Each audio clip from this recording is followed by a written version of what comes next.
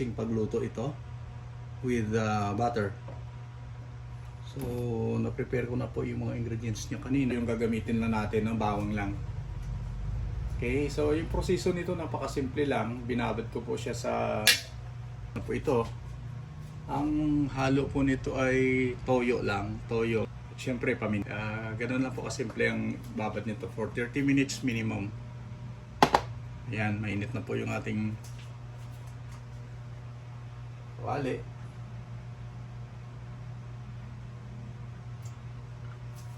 Lagyan lang po tayo ng mantika.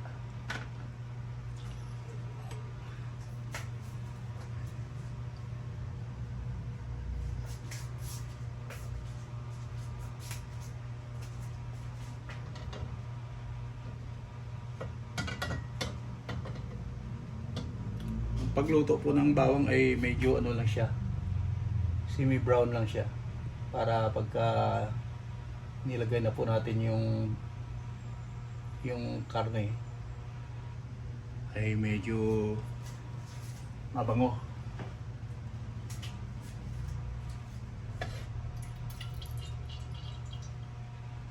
Usually pag ako nagpainit ng ng mantika pang gisa, hindi ko masyadong iniinit para hindi agad masusunog yung bawang. Ito po yung bawang natin. Ito yung bawang natin, medyo nilipis po. Laluin na natin yan hanggang mag kulay brown. Okay.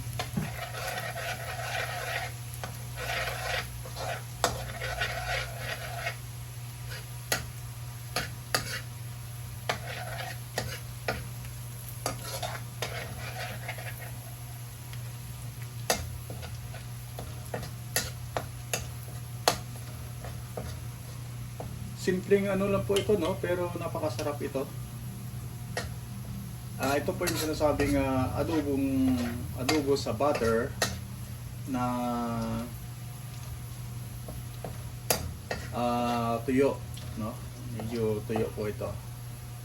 Ang ibang version ko po kasi ng adobo ay may konting sarsa at may sahog po na patatas. Saka ko na po yan ipapakita sa inyo. Wala po, hindi pa yata ako nakapag vlog ng ganon. Wala pa po akong video na ganon, no? Gaya niya na medyo malapit-lapit na siya mag brown.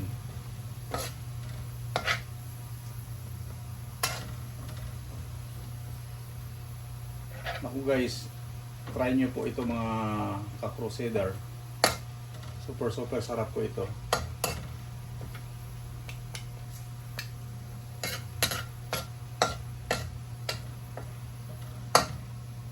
Ayan. So, ang gagawin natin ngayon, ilalagay na po natin yung ating binabad na yempo. Ayan. So, papatuloyin ko pa nga sana, kaya lang wala nang time. Ayan po.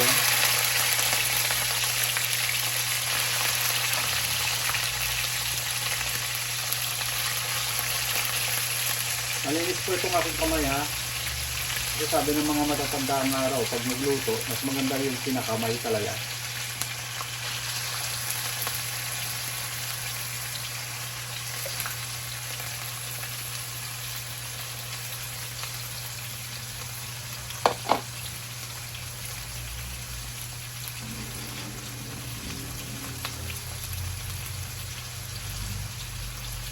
Ito po ay halu-haluin natin hanggang sa kulay, nag-iba po yung kulay ng karne natin.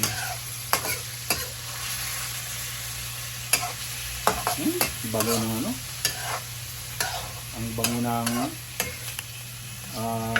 bawang.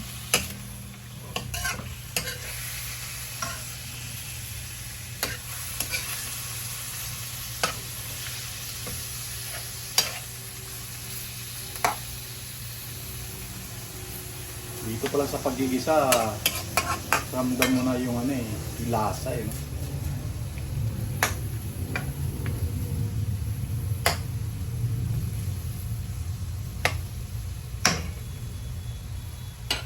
Siyempre pag ganito, tinataas-taas ako ng konti yung ating apoy. Ayan.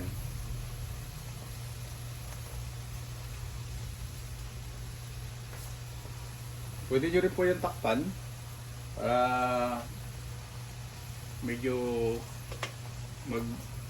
magkalat yung ay mabuo po yung lasa po niya sa laman, yung bang mananaliksik, ika nga. So tignan natin kung ito ay ano na. Ayan.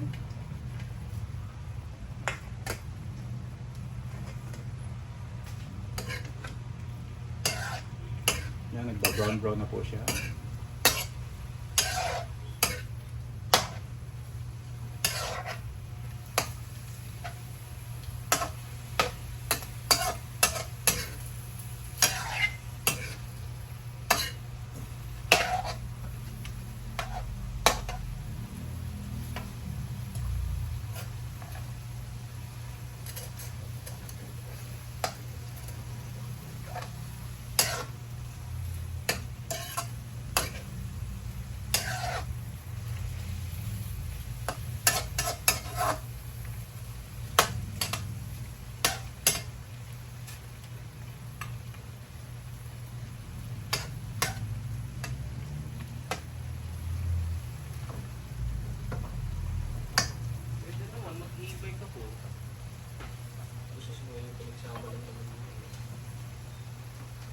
Okay, so mga ganitong medyo nagbabrown na siya, pwede natin ihalo yung pinagbabara natin kanina. Ayan. Ganyan ay dinadagdagan ko rin siya ng konting liquid seasoning.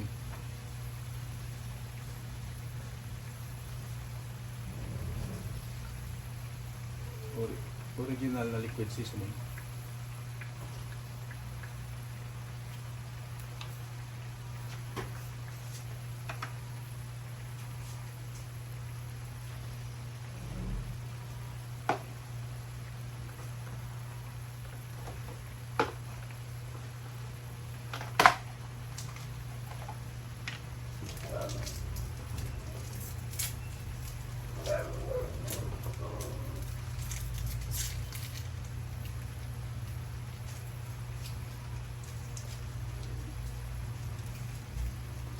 Pagka ganito kasi kakunti, bali kalahati lang yung nilalagay kong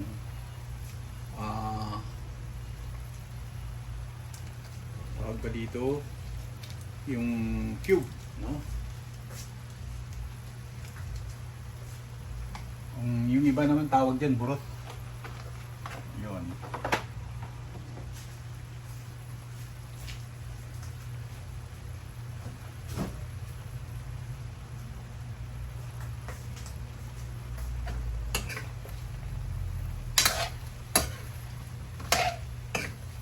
Halo-haloin na ng konti para maglasa yung ating broth. Broth, you know.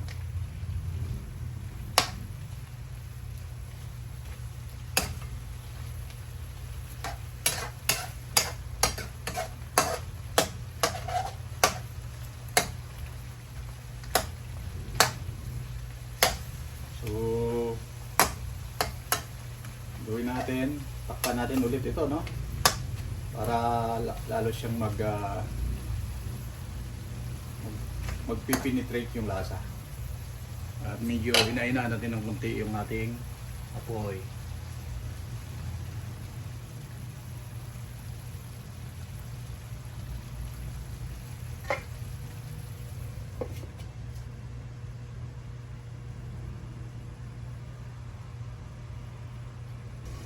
Ayan, so chichikin natin kung medyo tuyo na siya. Ayan, medyo tuyo na siyang konti.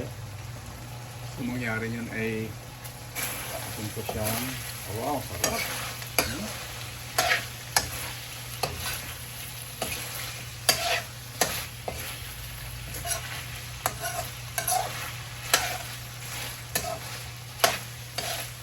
Diba, kita nyo guys, oh.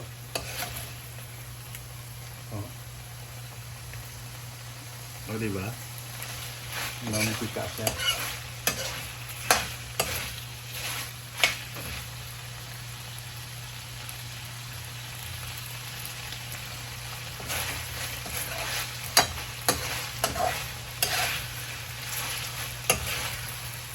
Dito pa lang, kain na kayo, ano? Maglalaway na yung mga nanonood dyan. Welcome back pala ulit sa Proceeded Episode 7 sa aking segment, cooking. Dito naman, nasa sa inyo yan kung lalagyan ko ninyo ng laurel o hindi. Pero ako hindi ko, mga ganitong luto, hindi ko nilalagyan ng laurel. Para yung malalasahan talaga natin at yung lasa, yung sarap ng sarili niyang mantika sa baboy. At para masarap. Yan. Alright. So sa pagkakataong yan, siyempre matigas pa yan siya. Gagawin natin, dagdagan natin ng tubig para pampalambot. Yun.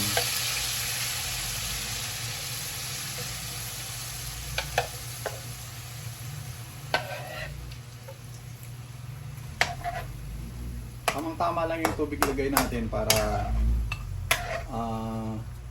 lumambot lang siya. Pwede na iubos natin. So, ginagawa ko dito ay 15 to 20 minutes. Kung naglalaga ako ng baboy o di kaya'y yung manok. Basta karne po talagang kinakailangan lutuin natin ng maigi, no? Alright. Takpan muna natin. Tantayin natin na lumambot po yung ating karne. Bisitahin natin ulit kung medyo ano na siya. Medyo malambot na. Ay, tapa pala. 10 minutes pa guys. Halo-haloin na natin.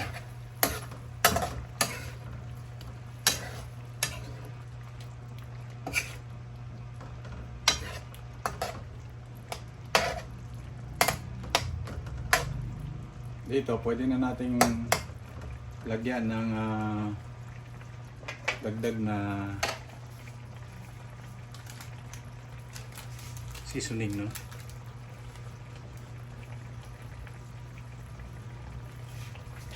Masyadong maalat. Kasi mas maganda inilalagay yung seasoning habang nilalaga pa po siya. Para again, i-penetrate yung kanyang lasa.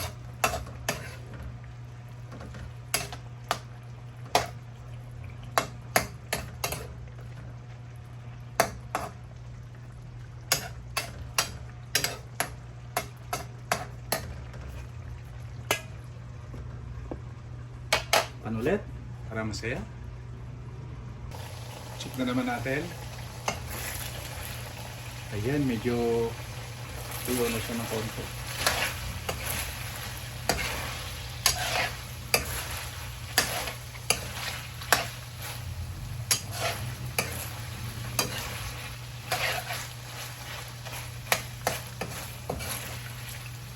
Ito yung guys sinasabi ko na ano, nagmamantika na siya galing po doon sa paglaga sa kanya.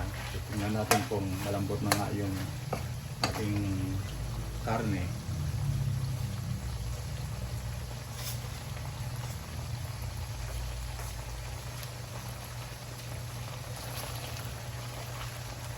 Okay na siya, malambot na po.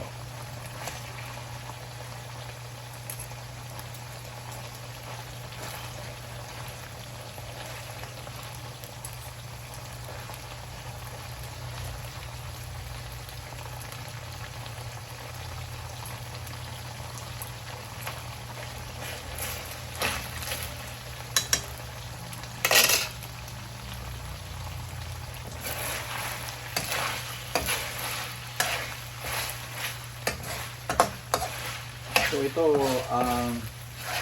kung mapapansin natin, iba na po yung kulay niya.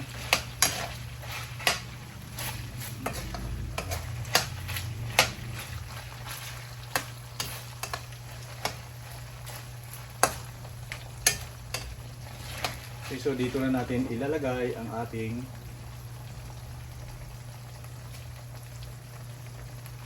butter. Pinaka last. Yan. Okay. Ito po yung butter na magbibigay ng pamatay lasa.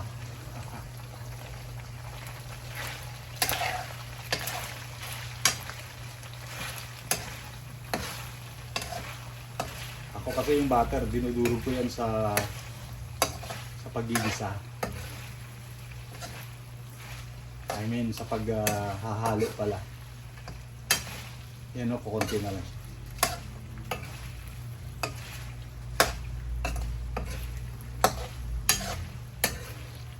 Halo-haloin natin siya hanggang sa hindi na natin makita yung buong butter. At sa mga ganitong pagkakataon,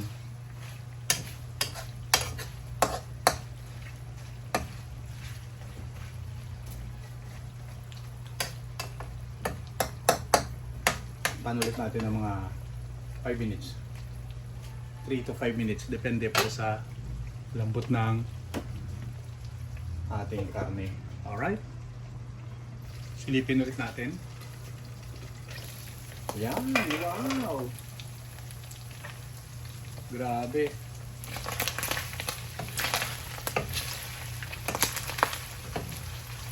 Ano po guys ang kalalabasan nito? Sarap. Amoy pa lang super na.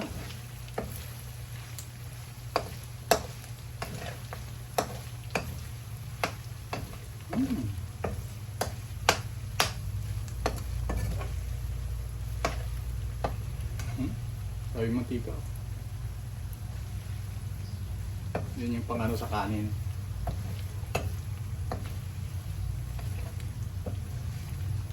Ano naman po yan, good cholesterol po yan. Kasi galing na po yan sa kanya. At may halo pong butter. So, hindi po yan harmful. Siyempre niluto natin, natural dapat. Hindi harmful.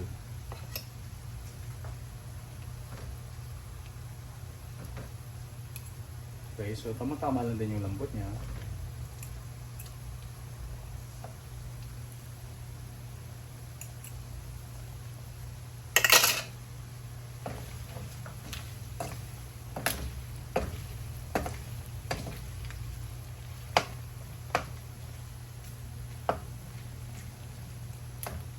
So in this case,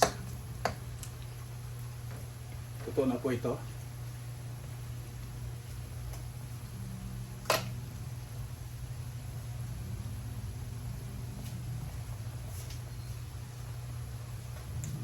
At atin na po yan ihahain. God bless everyone. Thanks for watching. Maraming pong salamat. Okay na po yung ating niluto. Alright? God bless. Thanks for watching guys. Bye-bye. Yo yo yo.